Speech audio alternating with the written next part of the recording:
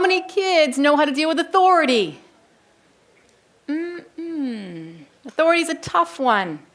And it's something that we as classroom teachers and as staff in our schools have to make sure that we maintain our authority.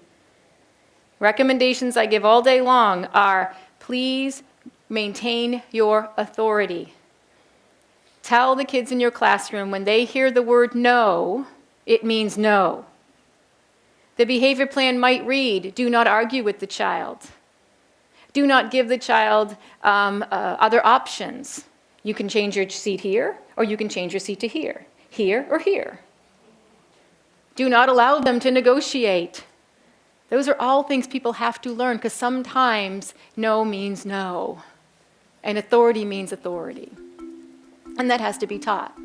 Thanks for watching, and I hope you found this video helpful. If you did, make sure to like and subscribe so you never miss another video. I speak and consult on school behavior, and I love to help districts solve some of these problems. See you next time.